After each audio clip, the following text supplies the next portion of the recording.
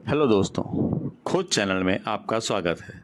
खोज चैनल आज आपके लिए बहुत ही इंटरेस्टिंग कहानी लेकर के आया है, जिस कहानी का नाम है कौवा और उल्लू में युद्ध। तो दोस्तों, चलते हैं कहानी की तरफ। और हाँ, अगर आपने अभी तक चैनल को सब्सक्राइब नहीं किया है तो कृपया पहले चैनल को सब्सक्राइब कर लें। दोस्तों, बहुत समय पहले भारत के दक्षिण में महिला रोप नाम का एक नगर था। नगर के पास एक विशाल पीपल का पेड़ था। मोटी पत्तियों से ढके उस पेड़ की शाखाओं में विभिन्न पक्षियों के घोंसले बने हुए थे। कौवे के कई परिवार उन कुछ घोंसलों में रहते थे। कौवों का राजा वायसराज मेघवर्ण भी उसी पेड़ पर रहता था।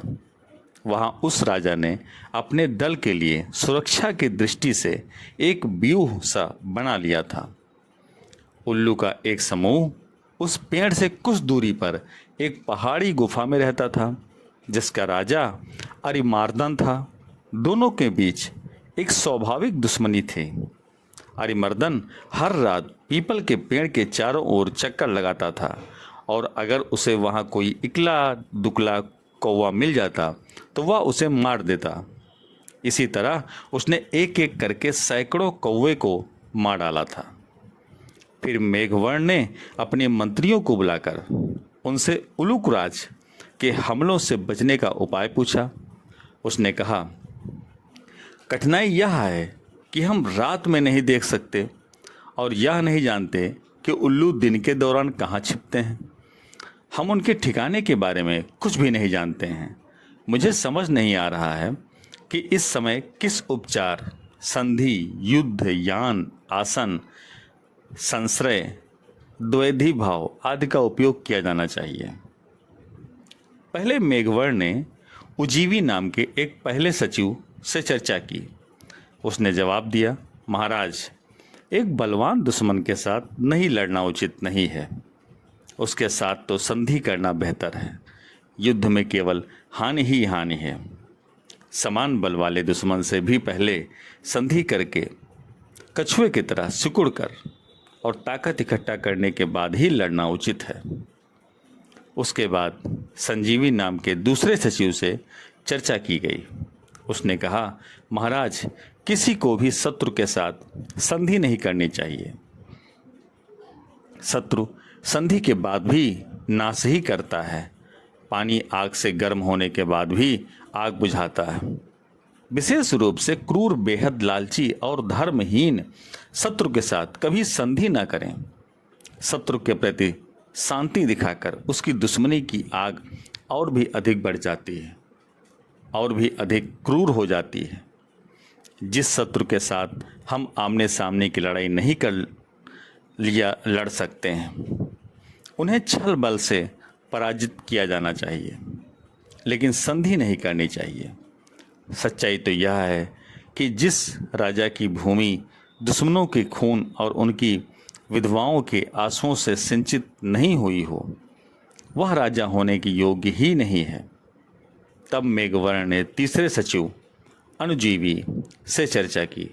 उसने कहा, महाराज, हमारा शत्रु दुष्ट है और अधिक बलशाली भी, इसलिए उसके साथ संधि और युद्ध दोनों करने में नुकसान हमारा ही है। उसके लिए शास्त्रों में यान नीति का ही विधान है। हमें यहाँ से दूर किसी अन्य देश में जाना चाहिए। इस तरह से पीछे हटने में कोई कायरता नहीं है। यहाँ तक कि शेर भी हमला करने से पहले कुछ कदम पीछे हट जाता है। वीरता का प्रदर्शन करते हुए जो हठपूर्वक युद्ध करता है, वह केवल शत्रु की इच्छा पूरी करता है और खुद अपने व अपने वंश का नाश कर लेता है। इसके बाद मेघवर्ण ने चौथे सचिव प्रजेवी से चर्चा की। उसने कहा, महाराज, मेरी राय में तीनों संधि, विग्रह और यान तीनों में दोष है। हमारे लिए आसन नीति का आश्रय लेना बेहतर है।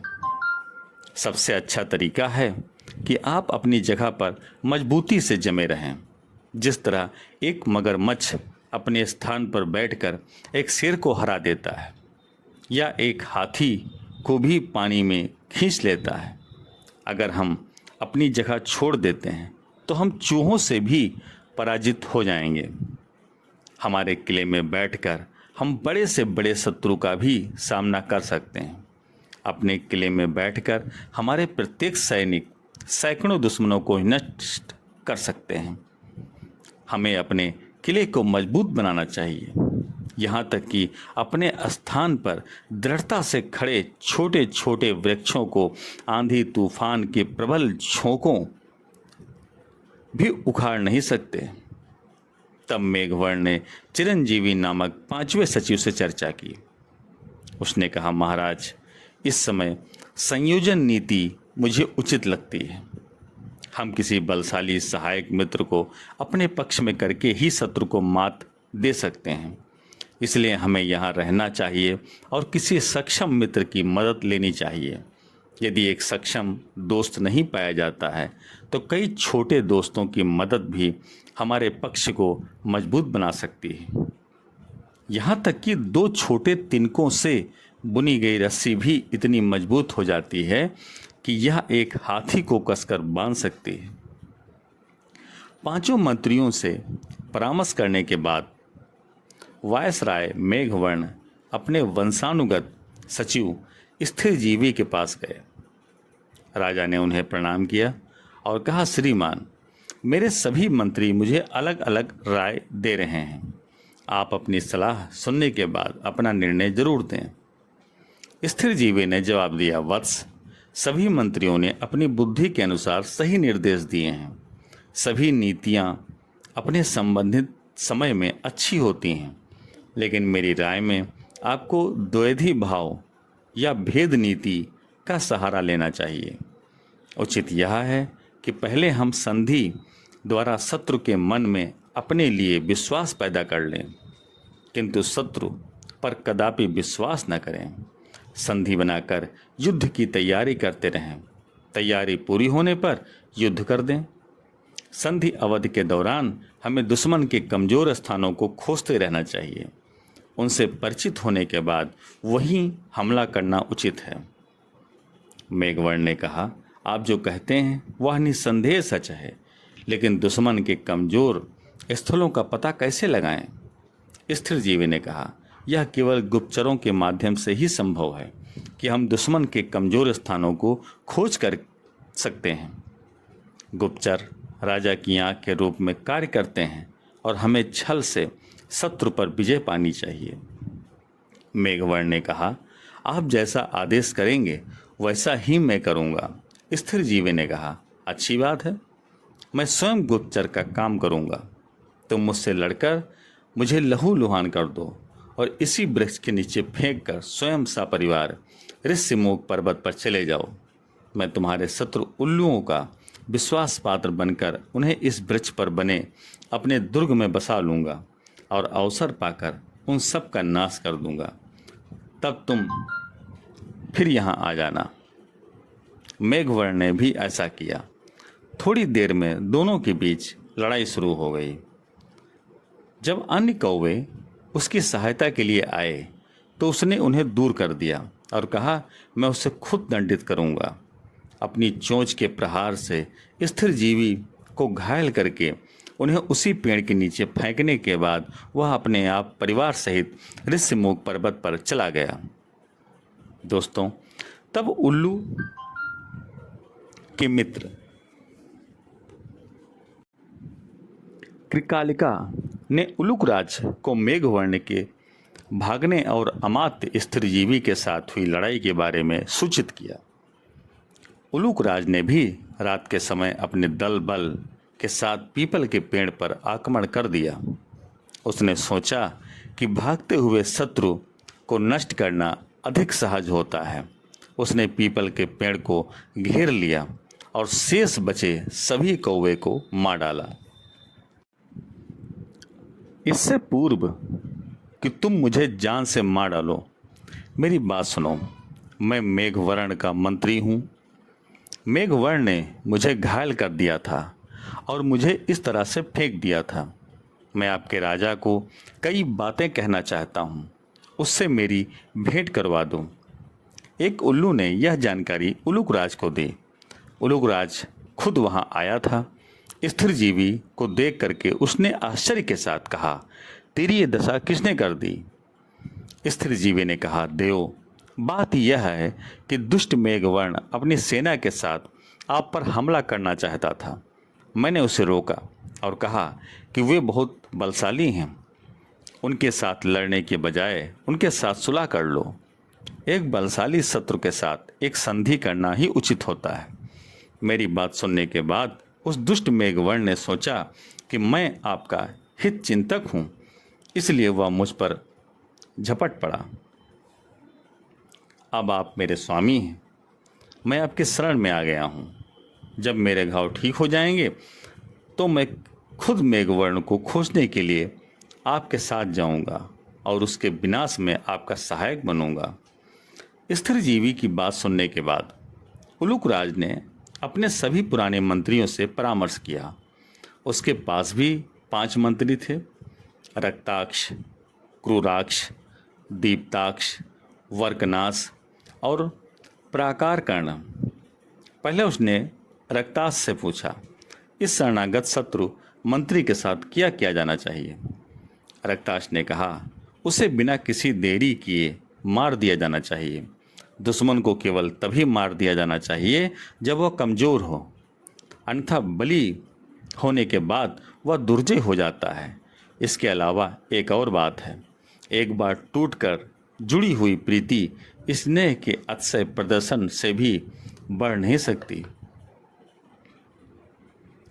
राक्षस से सलाह लेने के बाद उलूकराज ने एक अन्य मंत्री क्रूराक्ष से परामर्श किया कि स्थिर जीवी के साथ क्या किया जाए। क्रूराक्ष ने कहा, महाराज, मेरी राय में एक शरणार्थी को मारना पाप है। क्रूराक्ष के बाद अमीर मर्दन ने दीपाक्ष से चर्चा की। दीपाक्ष ने भी यह सलाह दी। इसके बाद अरिमर्दन ने वक्रनाश से चर्चा की। वक्रनाश ने भी कहा, देव, हमें इस शरणागत शत्रु को नहीं मारना चाहिए। कई बार शत्रु भी हित का कार्य कर देते हैं। जब उनके बीच कई विवाद या कोई विवाद होता है तो एक दुश्मन खुद दुश्मन को नष्ट कर देता है। उनकी बात सुनने के बाद अरिमर्दन ने फिर से एक अन्य मंत्री प्रकारकर्ण से पूछा, सचिव, आपकी क्या राय है? प्रकारवर्ण ने कहा, देव, यह शरणागत पक्षी अपरिहार्य है। हमें अपने पारस्परिक हितों की रक्षा करनी चाहिए। अरिमर्दन ने भी प्रकारकर्ण की बात का समर्थन किया और स्थिर जीवी को नहीं मारने का फैसला किया। रक्ताक्ष का उलूकराज के इस निश्चय से गहरा भेदभाव था और दोनों में मतलब भर का गहरा मतभेद भी था, क्योंकि वह केवल स्थिर जीवी की मृत्यु में ही उल्लुओं का हित देखता था। इसलिए अपनी सहमति व्यक्त करने के साथ उसने अन्य मंत्रियों से कहा कि आप अपनी मूर्खता से उलूक वंश को नष्ट कर देंगे, लेकिन किसी ने भी रक्ताक्ष के मुद्दे पर ध्यान नहीं दिया। उलूकराज ने सैनिकों से स्थिर जीवी कौवे को सैया पर रखकर अपने पर्वतीय दुर्ग की ओर कूच कर दिया। दुर्ग के पास पहुंच करके स्थिर जीवी ने उलूकराज से निवेदन किया, महाराज, आप मुझ पर इतने मेहरबान क्यों हो? मैं इसके लायक नहीं हूँ। अच्छा तो ये है कि आप मुझे जलती हुई आग में डाल दें। उलूकराज ने कहा, तुम ऐसा क्यों कह रहे हो? स्थिर जीवी ने कहा, स्वामी, आग में जलकर मेरे पाप धुल जाएंगे। मैं चाहता हूँ कि मेरा यौवन अग्नि में भस्म हो जाए और मुझ में उलूकुत्व आ जाए, तभी मैं उस पापी मेघवर्ण से बदला ले सकूँगा। रक्ताक्ष स्थिर जीवी की इन कपटी चालों को अच्छी तरह समझ रहा था। उसने कहा, स्थिर जीवी, तुम बड़े चतुर और कुटिल हो। मैं जानता हूँ कि उल्लू बनकर भी तुम कौवे के कल्याण के बारे में ही सोचोगे। उलूकराज के आदेश के अनुसार सैनिक स्थिर जीवी को अपने दुर्ग में ले गए। किले के द्वार पर पहुंचकर उलूकराज अरिमर्दन ने अपने साथियों से कहा कि स्थिर जीवी को वह स्थान दिया जाए जहां वह रहना चाहता है। स्थिर जीवी ने सोचा कि उसे किले के द्वार पर ही रहना चाहिए ताकि उसे किले से बाहर जाने का अवसर मिलता रहे। ऐसा सोचकर उसने उलूकराज से कहा, देव, आपने मुझे यह सम्मान देकर बहुत लज्जित किया है। मैं केवल आपका सेवक हूँ और मैं दास के स्थान पर रहना चाहता हूँ। किले के द्वार पर मेरा स्थान रखिए। आपके चरण कमलों से पवित्र होने वाली द्वार की धूलि को अपने मस्तक पर रखकर ही मैं अपने आप को सौभाग्यशाली समझूंगा। इन मीठे वचनों को सुनकर उलूकराज अपने आप को रोक न सका। उसने अपने साथियों से कहा कि स्थिर जीवी को पर्याप्त भोजन दिया जाए। प्रतिदिन स्वादिष्ट और पौष्टिक भोजन करते करते स्थिर जीवी कुछ ही दिनों में पहले जैसा मोटा और बलवान हो गया। जब रक्ताक्ष ने स्थिर जीवी को हष्ट-पुष्ट होते देखा तो उसने सहयोगी मंत्रियों से कहा, यहाँ सभी मूर्ख हैं, लेकिन मंत्रियों ने अपना मूर्खतापूर्ण व्यवहार नहीं बदला और पहले की तरह स्थिर जीवी को खाना और मांस खिलाकर उसे मोटा बनाते रहे। यह देखकर रक्ताक्ष ने अपने साथियों से कहा कि अब हमें यहाँ नहीं रहना चाहिए, हम अपना किला किसी और पहाड़ की गुफा में बनाएंगे। तब रक्ताक्ष ने अपने साथियों से कहा कि ऐसे मूर्ख समुदाय में रहना आपदा को आमंत्रण देना है। उसी दिन रक्ताक्ष अपने परिवार सहित वहां से बहुत दूर एक पर्वत की गुफा में चला गया। रक्ताक्ष के जाने पर स्थिर जीवी बहुत प्रसन्न होकर सोचने लगा, अच्छा हुआ कि रक्ताक्ष चला गया। इन मूर्ख मंत्रियों में वही चतुर और दूरदर्शी था। रक्ताक्ष के जाने के बाद स्थिर जीवी ने पूरी ताकत से उल्लुओं के विनाश की तैयारी शुरू कर दी। वह छोटी छोटी लकड़ियों को चुनकर पहाड़ की गुफा के चारों ओर रखने लगा। जब पर्याप्त लकड़ियां इकट्ठी हो गईं, तब एक दिन उल्लुओं के सूर्य के प्रकाश में अंधे हो जाने पर वह अपने प्रथम मित्र राजा मेघवर्ण के पास गया और बोला, मित्र, मैंने शत्रु को जलाकर भस्म करने की पूरी योजना तैयार की है। तुम भी जलती लकड़ी का एक टुकड़ा अपनी चोंच में लेकर उलूकराज के किले के चारों ओर फैला दो। किला जलकर राख हो जाएगा, शत्रु पक्ष अपने ही घर में जलकर नष्ट हो जाएगा। यह सुनकर मेघवर्ण बहुत प्रसन्न हुआ। उसने स्थिर जीवी से कहा, महाराज, आप स्वस्थ रहें, बहुत दिनों के बाद आपके दर्शन हुए हैं। स्थिर जीवी ने कहा, वत्स, यह वक्त बात करने का नहीं है। अगर कोई दुश्मन वहां जाकर मेरे यहाँ आने की खबर कर दे तो बना बनाया खेल बिगड़ जाएगा। शत्रु कहीं और भाग जाएगा। जो काम जल्दी हो सकता है उससे देर नहीं करनी चाहिए। शत्रुओं का नाश करने के बाद शांति से बैठकर बातें करेंगे। मेघवर्ण ने भी इस बात पर हामी भर दी। सब कौवे चोंच में एक एक जलती हुई लकड़ी लेकर शत्रु के किले की ओर चले और वहां जाकर किले के चारों ओर लकड़ी फैला दी। उल्लुओं के घर जलकर राख हो गए और सारे उल्लू तड़प तड़प कर मर गए। इस प्रकार उल्लुओं के वंश का नाश करके मेघवर्ण वायसराज फिर अपने पुराने पीपल के पेड़ पर आ गया। जीत के उपलक्ष्य में सभा बुलाई गई। मेघवर्ण ने स्थिर जीवी को बहुत सारे पुरस्कार देकर उससे पूछा, महाराज, शत्रु के किले में इतने दिन कैसे गुजारे? शत्रु के बीच रहना बहुत खतरनाक है, प्राण हर समय गले में अटका रहता है। स्थिर जीवी ने उत्तर दिया, आप सही कह रहे हैं, लेकिन मैं आपका सेवक हूँ। सेवक को अपने तपस्या के अंतिम परिणाम पर इतना विश्वास होता है कि उसे क्षणिक कष्टों की चिंता नहीं रहती। इसके अतिरिक्त मैंने देखा कि आपके विरोधी उलूकराज के मंत्री मूर्ख हैं। एक रक्ताक्ष ही बुद्धिमान था, उसने उन्हें भी छोड़ दिया। मैंने सोचा यह बदला लेने का उचित समय है। शत्रुओं के बीच विचरण करने वाले गुप्तचर को मान अपमान की चिंता छोड़ देनी चाहिए। वह केवल अपने राजा के स्वार्थ के बारे में सोचता है। वह मान मर्यादा की चिंता छोड़कर स्वार्थ साधन की चिंता करता रहता है। मेघवर्ण ने स्थिर जीवी को धन्यवाद दिया और कहा, मित्र, आप एक महान पुरुषार्थी और दूरदर्शी हैं। किसी काम को शुरू करने और अंत तक उसका पालन करने की आपकी क्षमता अद्वितीय है। दुनिया में कई तरह के लोग होते हैं। नीच प्रवृत्ति के वे हैं जो विघ्नों के भय से कोई कार्य प्रारंभ नहीं करते। मध्यम वे हैं जो विघ्नों के भय से प्रत्येक कार्य को बीच में ही छोड़ देते हैं। किंतु श्रेष्ठ वे हैं जो सैकड़ों विघ्नों के होते हुए भी कार्य को आरंभ करते हैं और बीच में नहीं छोड़ते हैं। आपने मेरे शत्रुओं का समूल नाश करके महान कार्य किया है। स्थिरजीवी ने उत्तर दिया, महाराज, मैंने अपने धर्म का पालन किया। भगवान आपका पक्ष लेते हैं। पुरुषार्थ बड़ी चीज है, पर परमात्मा अनुकूल न हो तो पुरुषार्थ भी फल नहीं देता। आपको अपना राज्य मिल गया, लेकिन याद रखें, राज्य अस्थायी होते हैं। बड़े बड़े विशाल राज्य पल भर में बनते हैं और नष्ट होते हैं।